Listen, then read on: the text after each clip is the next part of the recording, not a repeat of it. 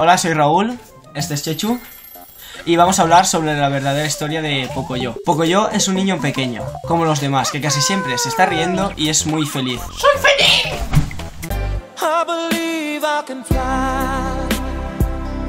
Muchas veces llora, le encanta jugar y pasárselo bien. Es juguetón, espontáneo y sobre todo muy curioso. Todo esto es lo que nos enseña la televisión, pero... toda historia tiene su lado oscuro.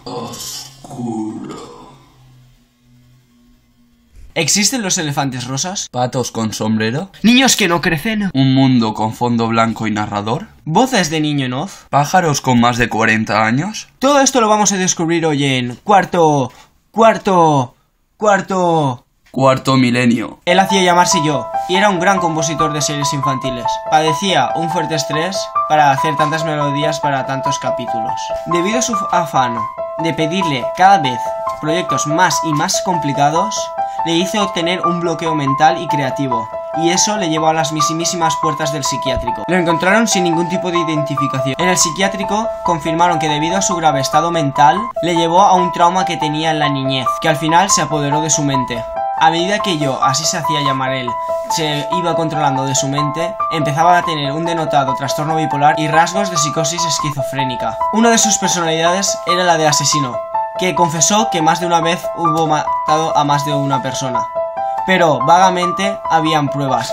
Él mismo reprimió todas estas pruebas haciendo una nueva personalidad, más pacífica e infantil, llamada Pocoyo, que en realidad era la versión reducida de Yo. En el psiquiátrico tampoco podrían determinar si realmente Yo era un invento de ese compositor para tapar su fracaso creativo, o para llamar simplemente la atención.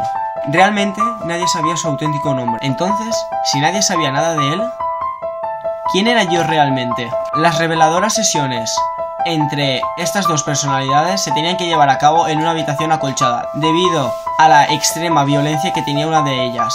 De ahí se extrae el fondo de esta serie tan famosa, blanco y sin ningún color. Cuando Pocoyo se hizo con el control de su otra personalidad, empezó a ser un niño curioso y entretenido. La vuelta a la infancia confirmó ese trauma que supuestamente vivió. Durante estas sesiones habían ciertos personajes.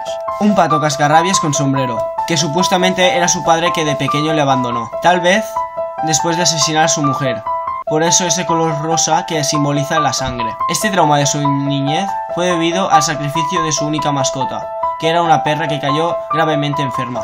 Era tan pequeño y estaba tan lleno de vida que todo el mundo, incluso él, pensaba que nunca iba a recordar lo sucedido. Una noche, Pocoyo y Yo se hicieron con todos sus registros de las sesiones y huyeron tan lejos que nadie los pudo encontrar. Misteriosamente y años después de su desaparición, comenzó la emisión de Pocoyo, con un gran éxito en todo el mundo. Y lo peor de todo es que nunca se ha vuelto a saber nada de ellos.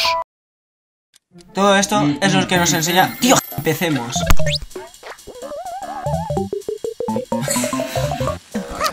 ¡Mierda! ¡No funcionó! ¡Joder! Debido a su fama y a su fan de creatividad... A medida que Yo, así se hacía llamar él... Todas estas pruebas fueron Todas estas pruebas fueron... que en realidad era una versión reducida de Pocoyo. Pocoyo, no de Yo, gilipollas. Era un invento de ese compositor para tapar su fracaso y imbecilidad de mierda, cojones. Las reveladoras sesiones entre estos dos sujetos. La voz del doctor actuaba como voz en on, igual que en la serie El Narrador.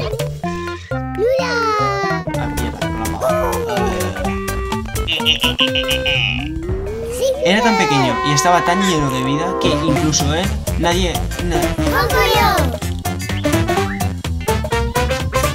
que interactuaba con un mundo imaginario y otros amigos que decía que le acompañaban. La voz del doctor actuaba como voz en off.